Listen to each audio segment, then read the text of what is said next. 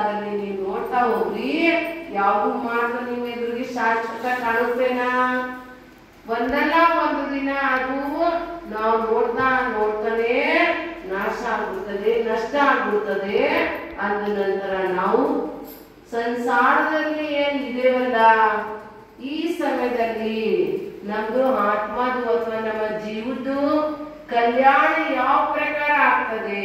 ಯಾಕಂದ್ರೆ ನಮ್ಮ ಜೈನ ಧರ್ಮದಲ್ಲಿ ಜನಗಳಿಗೆ ಅನ್ನಿಸ್ತದೆ ಬಹಳ ಕಷ್ಟ ಸಂಯಮ ದಾನ ಮಾಡೋದು ಅಥವಾ ಸಾಧು ಆಗೋದು ಬಹಳ ಕಷ್ಟ ಅಂತ ಹೇಳ್ತಾರೆ.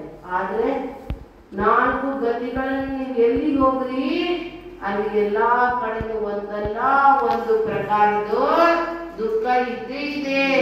ಅದ ನಂತರ ಸಂಸಾರದಲ್ಲಿ ಸುಖಿ ಯಾರು? ಅದ್ರ ಸಲುವಾಗಿ ಒಂದು ಕಾಳಿಕಾದಲ್ಲಿ ಹೇಳ್ತಾರೆ, ನಾ ಸುಖಂ ದೇವರಾಜಸ್ಯ ನಾ ಸುಖಂ ಚಕ್ರವರ್ತಿನ ಯತ್ಸುಖಂ ವೀತರಾಗಸ್ಯ ಮುನಿರೇಕಾಂತ ವಾಸಿನ.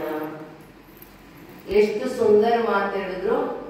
ನಾ ಸುಖಂ ದೇವರಾಜಸ್ಯ, ಕೆಲವರು ಮನಸ್ಸಿನಲ್ಲಿ ಅದು ಇರ್ತದೆ, ಸ್ವರ್ಗದಲ್ಲಿ ಇರ್ತಕ್ಕಂಥ ದೇವಗಳು ಅಥವಾ ದೇವಿಯರು ಬಹಳ ಸುಖಿ ಇರ್ತಾರೆ. ಅದು ಏನ, ನಮ್ದು ಒಂದು ಪ್ರಕಾರದ ಭ್ರಮೆ ಇದೆ. ಏನಿದೆ? ಒಂದು ಪ್ರಕಾರದ ಭ್ರಮೆ ಇದೆ.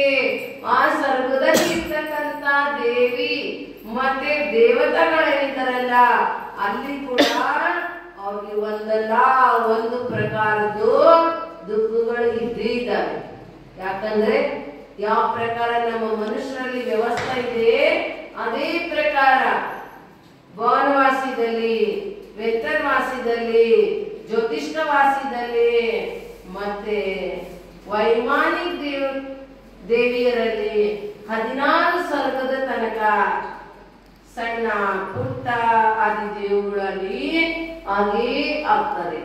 ಅನಂತರ ಕೆಲವು ದೇವ್ ಏನಿದಾರಲ್ಲ, ಅವರು ವಾಹನ ಜಾತಿಯ ದೇವ್ ಕೂಡ ಆಗ್ಬಿಡ್ತಾರೆ. ಯಾಕಂದ್ರೆ ನಿಮಗೆ ಗೊತ್ತಿರ್ಬೋದು, ಯಾವ ಸಮಯದಲ್ಲಿ ತೀರ್ಥಂಕರ ಬಾಲಕರದು ಜನ್ಮ ಆಗ್ತದೆ ಅಥವಾ ಹುಟ್ಟುತ್ತಾರೆ, ಆ ಸಮಯದಲ್ಲಿ ಅವರು ಜನ್ಮಾಭಿಷೇಕ ಮಾಡೋ ಸಲುವಾಗಿ ಸೋದರಮೇಂದ್ರ ಯಾವಾಗ ಸ್ವರ್ಗದಿಂದ ಇಲ್ಲಿ ಬರ್ತಾರೆ, ಆ ಸಮಯದಲ್ಲಿ ಐರಾವತ ಎಂತಕ್ಕಂತ ಆನೆ ಮೇಲೆ ಕುಳಿತುಕೊಂಡು ಬರ್ತಾರೆ. ಅಲ್ಲೇನು ಆನೆ ಇದೆಯೇನ? ಇಲ್ಲ.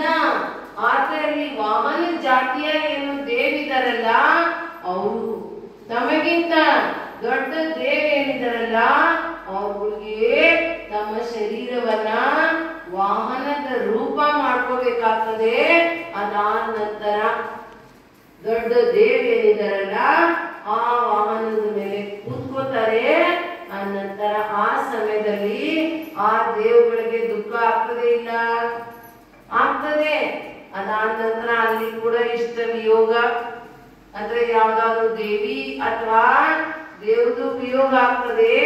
ಅನಂತರ ಅಲ್ಲಿ ಕೂಡ ದುಃಖ ಇದೆ. ನಮ್ಗಿಂತ ದೊಡ್ಡ ದೊಡ್ಡ ದೇವ್ ಏನಿದಾರಲ್ಲ, ಆ ದೇವಗಳನ್ನು ನೋಡಿ ಸಣ್ಣ ಸಣ್ಣ ದೇವಗಳಿದಾರಲ್ಲ, ಅವ್ರಿಗೆ ದುಃಖ ಆಗ್ತದೆ. ಅನಂತರ ಜನಗಳಿಗೆ ಏನ್ ಅನ್ನಿಸ್ತದೆ? ಸ್ವರ್ಗದಲ್ಲಿ ಸುಖ ಇದೆ ಅಂದ್ರೆ ಸ್ವರ್ಗದಲ್ಲಿ ಕೂಡ ಹೆಚ್ಚು ಸುಖ ಇರುವುದಿಲ್ಲ, ಸ್ವಲ್ಪ ಸುಖ ಇರ್ತದೆ. ಆದ್ರೆ ಅಲ್ಲಿ ಕೂಡ ದುಃಖ ಈ ಜೀವ ಜೊತೆದಲ್ಲಿ ಇರ್ತದೆ. ಈಗ ನೋಡ್ರಿ, ನಮ್ಮ ಶಾಸ್ತ್ರದಲ್ಲಿ 24 ತೀರ್ಥಂಕರಲ್ಲಿ ಬಾಲ ಬ್ರಹ್ಮಚಾರಿ ತೀರ್ಥಂಕರ ಎಷ್ಟು? ಬಾಲ ಬ್ರಹ್ಮಚಾರಿ ಅಂದ್ರೆ ಯಾರು ಮದುವೆ ಮಾಡ್ಕೊಂಡಿಲ್ಲ ಅಂತ ಬಾಲ ಬ್ರಹ್ಮಚಾರಿ ತೀರ್ಥಂಕರ ಎಷ್ಟು ಜನ ಇದ್ದಾರೆ? ಎಲ್ಲಾರು ಅಂದ್ಬಿಟ್ಟ ಚಾಪಿ ಇದ್ದಾರಪ್ಪ. ಆದ್ರೆ 5 ಜನ ಬಾಲ ಬ್ರಹ್ಮಚಾರಿ ತೀರ್ಥಂಕರ್ ಇದ್ದಾರೆ. ಎಷ್ಟು ಜನ? ವಾಸುಪೂಜ, ಸತಾನೇಮಿ, ವಾಸುಪೂಜ, मल्लीनाथ, नेमीनाथ, पार्श्वनाथ, महावीर स्वामी.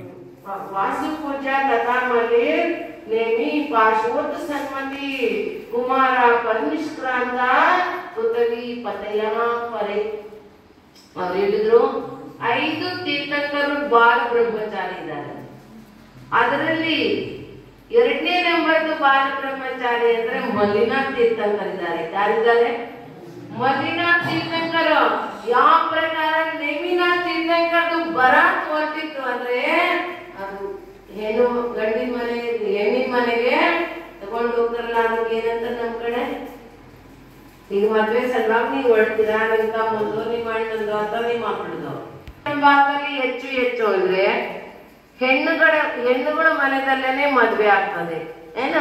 ಅವಾಗ ಗಂಡಿನವ್ರು ಏನಲ್ಲಿ ಹೋಗ್ತಾರಲ್ಲ ಅದಕ್ ನಮ್ಮಲ್ಲಿ ಏನಂತಾರೆ? ತಿಬ್ಬಣ. ತಿಬ್ಬಣ ತಗೊಂಡು ಯಾವಾಗ ಹೋಗ್ತಾರಲ್ಲ ಅದೇ ಪ್ರಕಾರ ಈ ತಿಬ್ಬಣ ಹೊರಡೋದಿತ್ತು. ಯಾರ್ದು?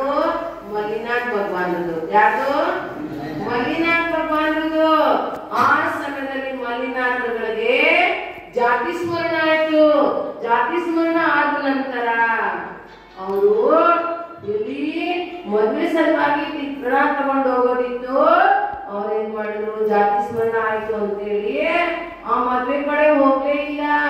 ಅವ್ರು ಎಲ್ಲೋದ್ರು? ದೀಕ್ಷಾ ಸಲುವಾಗಿ ಅಲ್ಲಿಂದ ಹೊರಟ್ರು. ಅವ್ರು ವಿಚಾರ ಮಾಡ್ತಾರೆ, ನಾನು ಅನುತ್ತರ ವಿಮಾನದಿಂದ ಬಂದಿದ್ದೇನೆ. 32 ಅಥವಾ 33 ಸಾವಿರದ ತನಕ ನಾನು ಅಲ್ಲಿ ಸುಖವನ್ನ ಅನುಭವಿಸ್ತೇವೆ. ಆದ್ರೂ ಕೂಡ ನಮ್ಗೆ ತೃಪ್ತಿ ಆಗ್ಲಿಲ್ಲ. ನಂತರ ಈಗ ನಾನು ಮದುವೆ ಮಾಡ್ಕೊಂಡು ಸ್ವಲ್ಪ ಸಮಯ ಸುಖ ಸಲುವಾಗಿ ಮತ್ತೆ ನಮ್ಮ ಜೀವನವನ್ನು ಯಾಕೆ ಹಾಳು ಮಾಡೋದು, ಅದ್ರ ಸಲುವಾಗಿ ಅವ್ರು ಏನ್ ಮಾಡ್ತಾರೆ? ಮದುವೆ ಕಡೆ ಹೋಗ್ಲಿಲ್ಲ, ಆದ್ರೆ ಅವ್ರು ಸೀದಾ ಹೋಗಿ ದೀಕ್ಷಾ ತಗೊಳ್ತಾರೆ. ಅಂದ್ರೆ ಹೇಳೋದು ತಾತ್ಪರ್ಯ ಏನಿದೆ ಅಂದ್ರೆ